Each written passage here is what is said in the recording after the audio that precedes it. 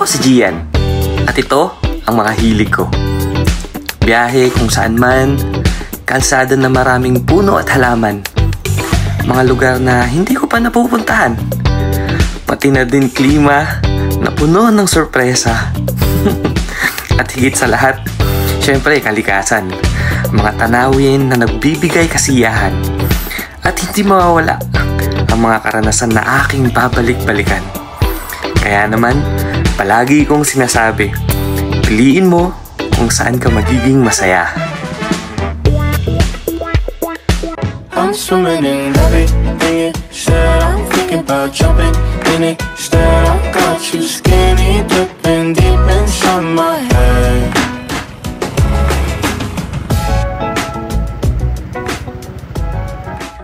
What it up? Lumayas na naman ako. Bumiyahin na naman kasama si Alon. Merong bakat ng Balaklava. Puro alikabok-muka. Maduming motor. At ganitong view. Papakita ko sa inyo. Yan. Ang saya. Tapos dito sa may daan na to, solo ko. Ay. Ayos, di ba? Ngayon, nag-stop over lang muna ako dito. Uminom muna ulit ako ng tubig. Kasi ang haba na nung naging biyahe ko. Yung dapat na 4 hours lang ang biyahe, 5 hours na, pero hindi pa rin ako nakakapunta doon sa may pupuntahan ko. Itong gagawin ko ngayon, hindi to spontaneous. Talagang planado na ang pupuntahan ko. Ang target kong spot ay yung Bagsit River dito sa may Zambales. Tara, samahan niyo ako kasi malayo-layo pa yung biyahe ko. Siguro abutin pa ako na mahigit 1 oras. Let's go! Biyahe na!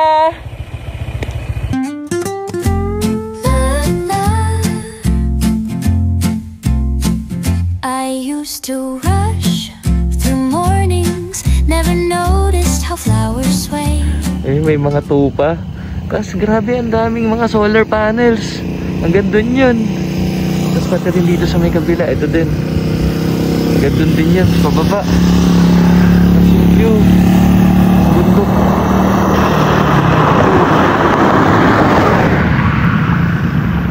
Ganda.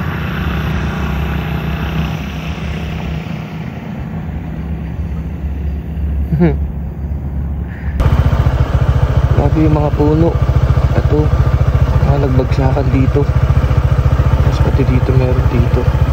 Yung daanan. Nakatapos lang kasi ng bagyong uwan.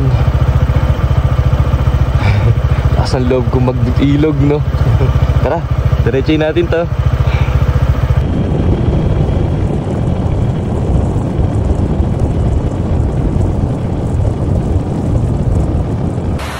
Now here in my spot. Narinig nyo? Andito na tayo sa Bagsit. Patikim. Yun lang muna. Pahinga lang saglit. Then magbibihis na. Tapos snack lang ng konti. Then tambog na kasi baka mamaya abutan pa tayo ng dilim. Dito tayo matutulog ngayon. Pagpahinga na ako saglit. Tapos meron ako kasing gagawin ngayon bago pala ako maligo.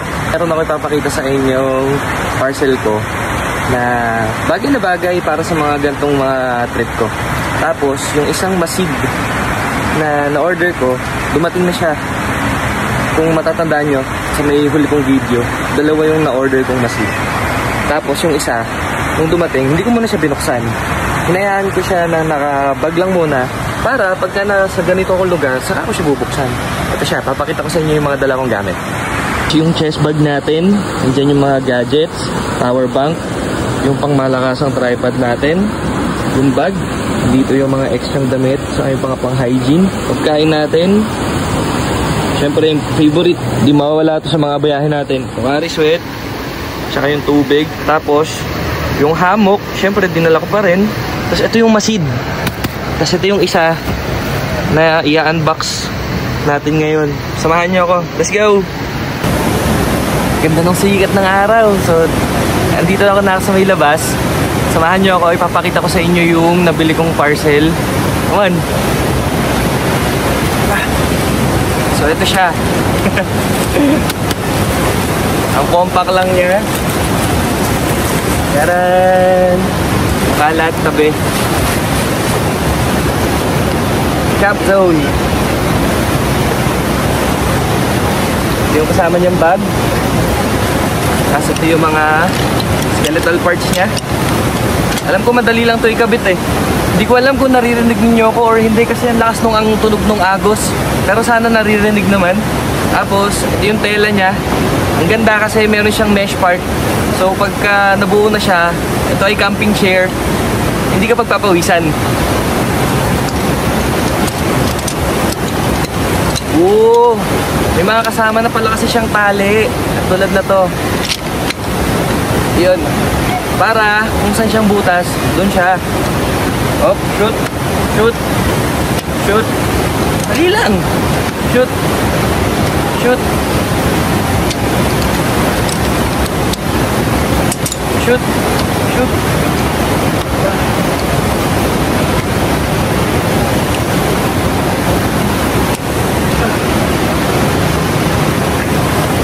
Patayin mo na. Ang gagawin na lang is ikakabit natin to. Sana madali lang siya ikabit. So meron siyang mga lusutan. Ayan, ito yung para sa paa. Unahin natin yung sa taas kasi magkalayo siya.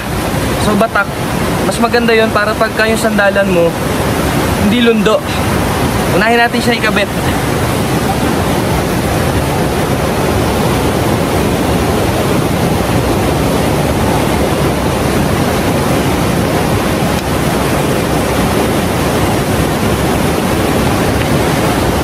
Batak.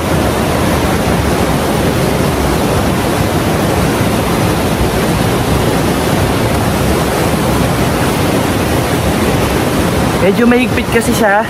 So, ang kagandahan dito, meron siyang kasamang tali. Doon mo siya hawakan pala para mahatak mo ng maayos.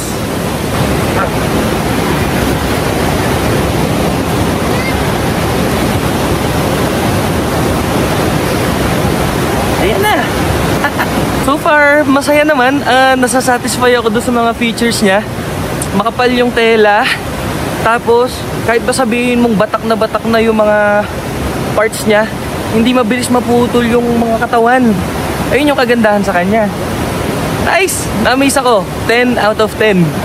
So since gamit na natin tong camping chair, relaxing. Tapos ganito yung background. Tapos ang gagawin, magbubukas ka ng masid. Come on! Bubuksan natin to.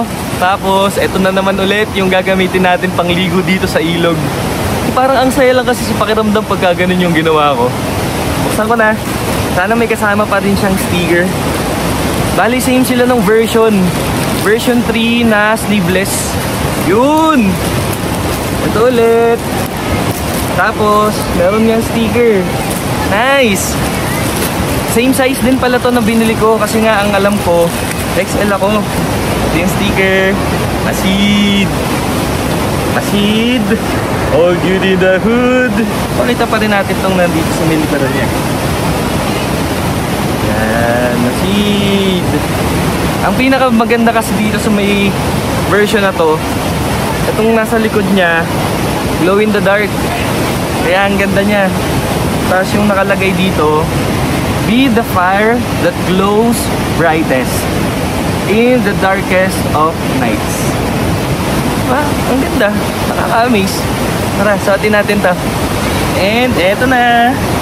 Masid. Tara, igagala ko kayo dito sa may spot para malaman nyo kung gaano kaganda dito.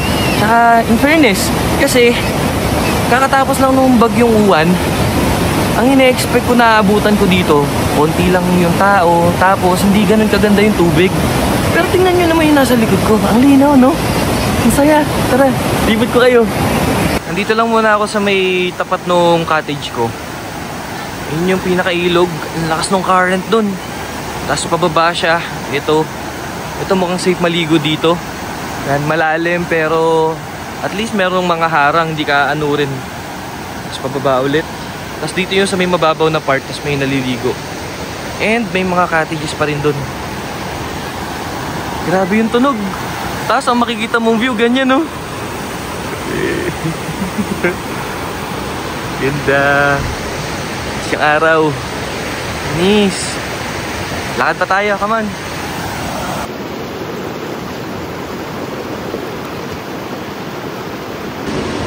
Yan, tapos sa may kabilang ilog, eto. May mga cottages pa rin pala dun. Tapos sa may pinakadulo dito, ito. Ito ko. Grabe, ang lakas ng agos, oh. Ganda.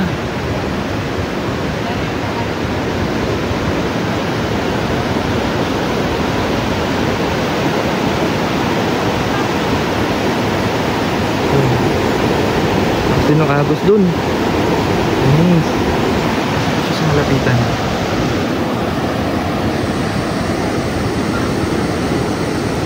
Linaw. Grabe yung tubig. Nakaka-amaze.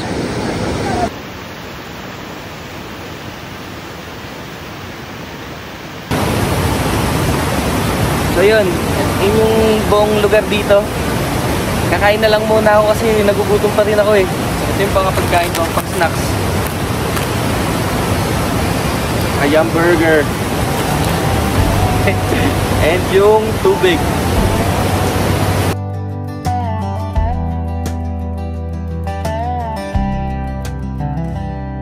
I packed up my truck, said goodbye to my phone, left a gone camping sign, now on my own. No meetings, no emails, no boss breathing down, just me and the pine trees, far from the town. I'm gone camping and the world can wait. Got a campfire burning and a full dinner plate. The bugs may be biting, the nights might be cold, but this life in the woods is more pure than gold.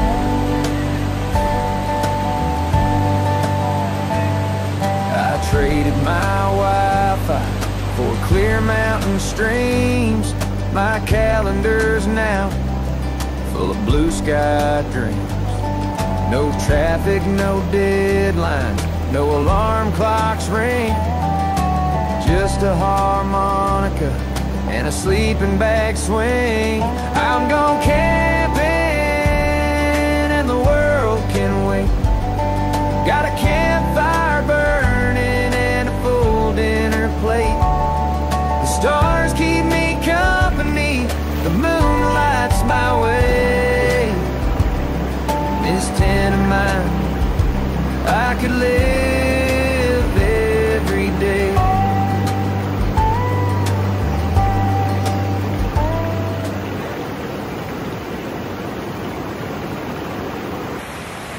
Tapos na maligo. Magbabalaw na kasi paggabi na, wala nang sikat ng araw. Wala palang kuryente dito. Ang tanging magiging ilaw lang namin is yung solar. Yun, yung mga ganun. Ito. Yan. So, mabilis ang banlaw lang. Yan, bali tapos na ako magbanlaw. Nakapag-base na rin ako. Okay na. Wala nang araw. Nag-uumpisa ng dumilim dito sa kapaligiran. Hindi ko alam kung anong oras magbubukas ng solar light nila. Natutuwa lang ako kasi nagawa ko na naman yung ganitong bagay, yung mag-long ride. Pero ako naabutan na ganito kagandang lugar. Saya nun. Kaya na-amaze ako. It's been a while since yung huling biyahe ko. Sa ano pa yun? Sa Infanta pa. Last month. Tapos ngayon na lang ulit ako nagkaroon ng chance para bumiyahe. Tulad nga kasi ng mga sinasabi ko sa video ko ng mga nakakaraan, gawin mo pag may pagkakataon ka. Yung mga nakakaraan talaga as in, wala akong pagkakataon para bumiyahe. Dahil yung sa schedule ko sa trabaho, ang hirap isingit. Mas pinipili ko na lang magpahinga. Pasok, day off, tas pasok na naman. Ngayon nagkataon, binigyan ako ng pagkakataon para makapag-day off ng dalawang magkasunod na araw. So binrad ko agad yung opportunity na yun para bumiyahe. Kaya nandito ako, nagawa ko siya ulit. Masaya kasi meron na naman akong panibagong lugar na napuntahan. Na noong una, nakikita ko lang siya online. Pero ngayon nandito na ako. Maganda siya sa social media. Pero iba talaga pagka sa personal mo siya nakita. Sobrang mamamangha ka. Hindi mo aakalain na, meron talagang ganitong lugar. Hindi mo aakalain na makikita mo sa personal. Ang saya. Sinulit ko tong araw na to. Tapos bukas ng umaga, ganun ulit. isisingit ko ulit siya bago ako bumiyahe. Maliligo ulit muna ako. Sana kayanin yun. Kung hindi ko man siya magawa bukas, hahanap na lang ako ng ibang spot kasi na ako pwedeng tumambay saglit. Tapos, saka ako uuwi. Kasi mahaba-haba din yung naging oras ng biyahe ko. Hindi ko ina-expect na ganito katagal. Tapos, sobrang init. Duruin mo, after nung bagyo, biglang sobrang init. Partly, maganda siya. Convenient para sa mga katulad kong bumabiyahe. Walang hassle. Masaya na naman yung puso ko. So, meron na naman ako nagawang ganito. Di ba? Nakaligo ako sa ilog. May bago akong damit. May bago akong upuan. Tapos meron akong bagong mapa, which is eto nga. Sakali, kung merong gustong sumama sa akin, walang problema. Dito ko kayo aayain kasi ang ganda talaga. Ang friendly nung daan kasi simentado hanggang makapunta ka sa may parking. Dati daw kasi talagang off-road yung babiyahin mo. Pero ngayon saglit lang. Dire-diretso yung biyahe, swabe. Tapos walang traffic. Nakakatuwa yung daan. Tapos yung mga tao dito, mga mababait pa. Ewan ko ba? Hindi ko alam kung anong meron sa akin. Pero ang gusto nilang gawin ireto ako para sa mga kakilala daw nila na gustong magka-jowa. Masaya ako kasi nakapunta ako dito ng safe. Ayun! Wow! Bukas na. So yun nga, going back, masaya ako na nakapunta ako dito ng safe. Wala na naman naging problema yung motor ko, si Alon. Sumang-ayon na naman yung panahon. Pagdating ko dito, ang ganda. Convenient na naman kasi nagagawa ko yung mga ganito dahil hindi marami yung mga nagpunta dito ngayon. So siguro weekdays, kaya ganun. Meron lang ako dito isang kasama. Nakahilig sumutulog dito. Taga-Bulacan din daw, sabi nung admin. Pareho kami, taga-Bulacan. So, hindi ako masyadong natatakot dahil imagining nasa loob ka ng gubat, ng bundok. Tapos ako lang nandito. At though, meron din pala kasing bantay. 24 hours dito sa may admin na nakakatawa. Kasi less yung takot na matulog sa ganitong lugar. Saka, ang masasabi ko lang din, kaya naging matagal yung biyahe ko Ang ina-expect ko kasi parang mga 5 hours makukuha ko na to. Makakapunta na ako dito. Nag-stop over din kasi ito. Tapos nagpipicture. Tapos talagang ina-appreciate ko yung mga nakikita kong view. Grabe yung mga scenic roads na dadaanan ko. Okay din siya. Lumalaban din. Pero isa sa mga dahilan kung bakit ako nagtagal, safety. Ayoko magmadali. Gusto ko ma-enjoy ko lang yung biyahe ko. Gusto ko safe lang ang makakapunta dito. Kumbaga, anong sense nung pagmamadali ko kung hindi naman ako makakapunta sa patutunguhan ko? Diba? Tsaka wala naman ako masyadong hinahabol na oras. Wala akong kasama. Kumbaga sarili ko lang yung iniintindi ko. Kaya okay lang din. Kung familiar kayo sa tinatawag nilang turtle theory, hindi ko alam kung sikat siya, pero nitong mga nakakaraan, ilang beses ko siya napakinggan. And applicable siya para sa buhay ko Ang turtle theory, ang pagkakaintindi ko sa kanya, parang ang pagong, kasi ka lang sa pagkampay, sa paglangoy, sa ilalim ng dagat, para makapunta ka sa patutunguhan mo.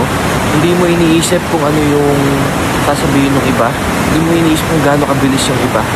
Basta ikaw, focus ka lang sa ruta mo, focus ka lang sa kung ano man yung ginagawa mo. Kasi masasaan pa't makakapunta ka rin naman doon sa dalampasigan na pupuntahan mo. Hindi mo kailangan magmadali. Hindi mo kailangan i-pressure yung sarili mo dahil sa kung ano yung sasabihin ng iba.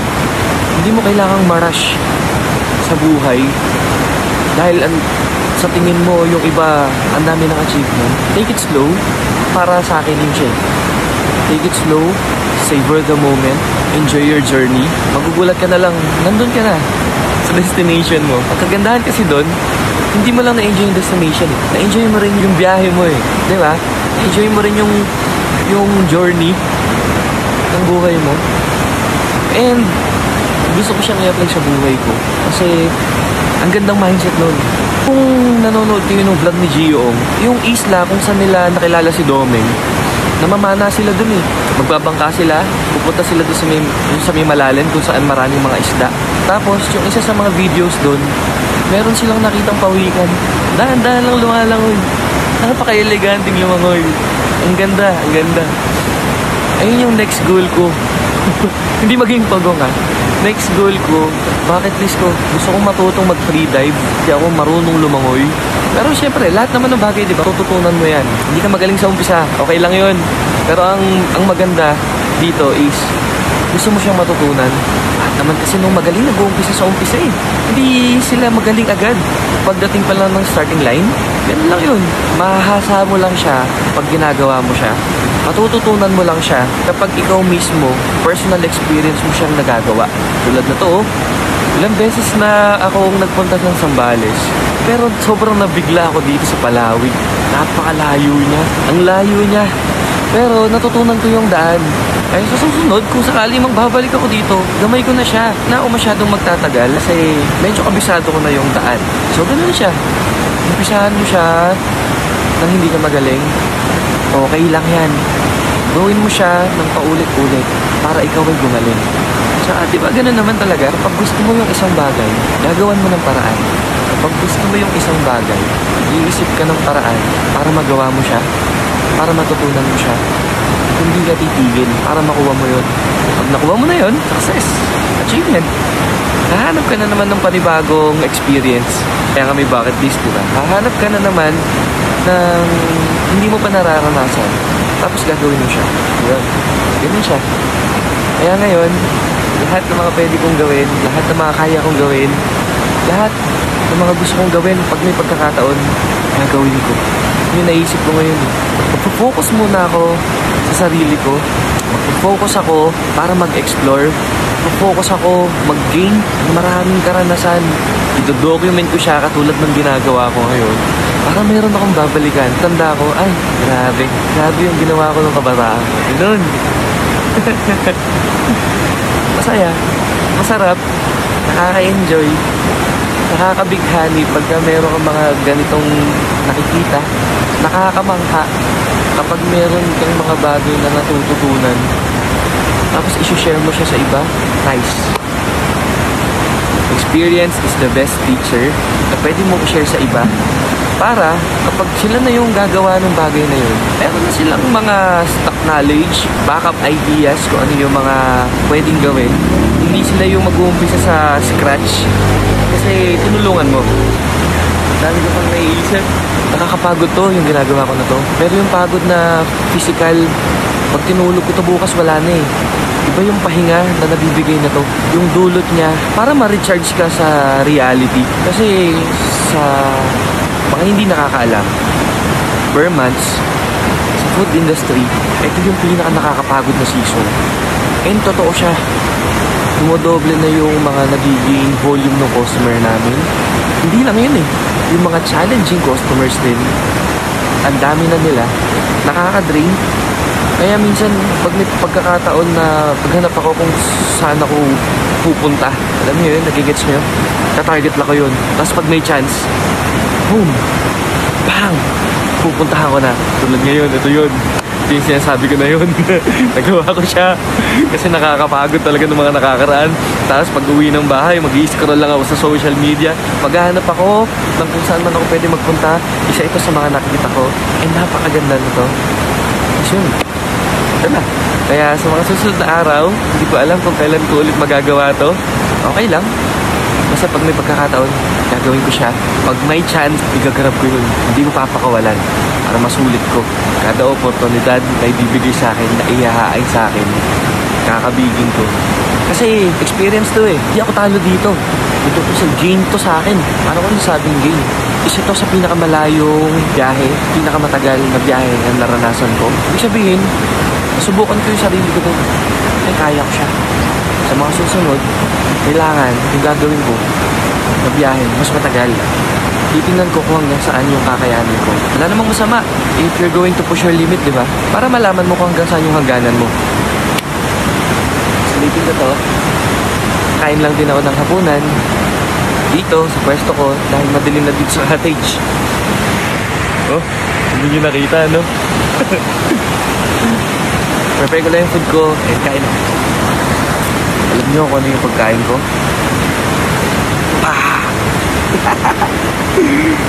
Hey! Ito yung goods eh. Pupunta ka sa magandang lugar, tapos kakain ka ng masarap na pagkain. Kakainin mo yung paborito mong pagkain. I just want your smile.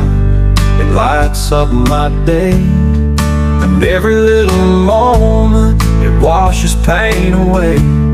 When the world gets tough, I don't need a thing.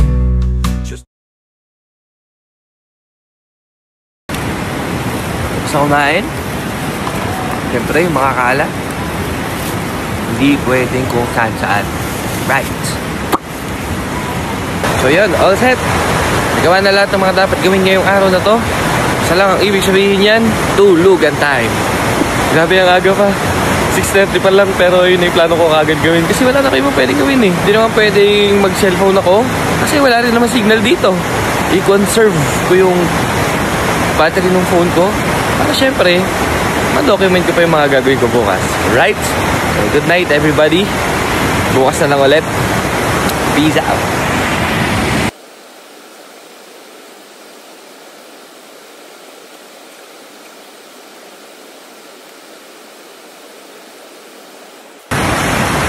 Morning! Sarap nung naging tulog ko.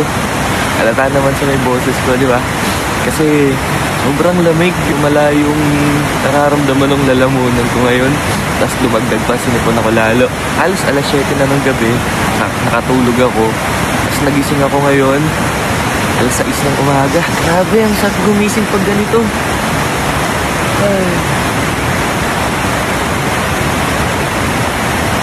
Sarap. Parang ayoko nang umuwi. Sobrang lamig. Parang hindi ko nakakayaning maligo sa ilog. Kasi baka mamaya mas magkasakit pa ako. Natulog ako, naka-t-shirt lang. Pero pagdating ng mga alas 11 ng gabi, nagising ako, sobrang lamig. Hindi ako nakatiis. Nagsuot ako ng jacket, nagsuot ako ng sa ulo ko.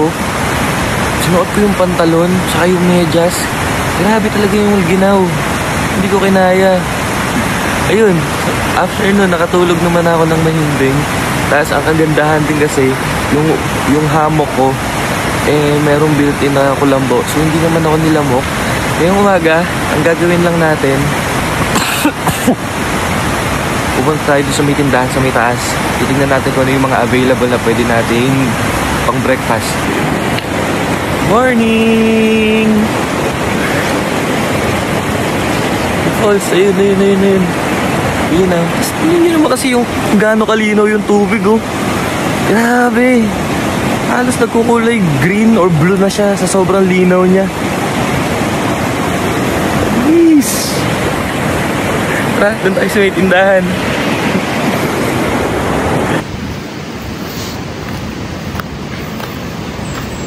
Kahit lang tayo saglit. Sa taas kasi yung tindahan.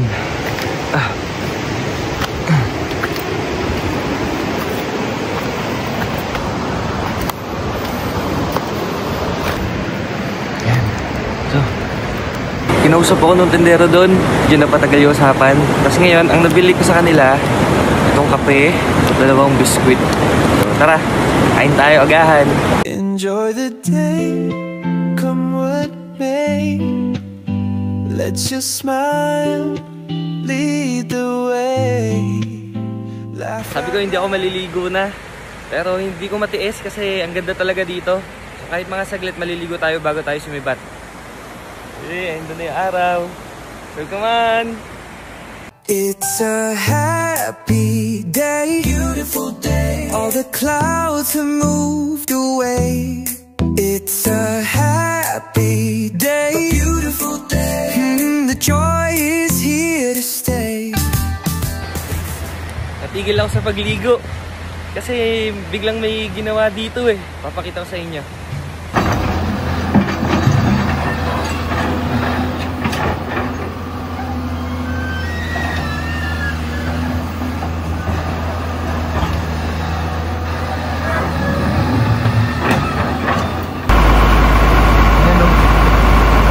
Nila yung bato dito, gusto rin yung tubig papunta dito. Eh doon ako sa banda doon naliligo. Kaya ganyan. Ayan, so yung kaninang kulay blue na tubig nagkulay putik na tuloy. Eh dito ako naliligo doon banda. Pero okay lang, enjoy ko pa rin naman to. So siguro it's time para gumayak na din. Mag-aalas 9 na. So okay na din to. Banlaw muna, tapos saka tayo bumiyahe. Let's go! Alright, so nakapack up na tayo lahat.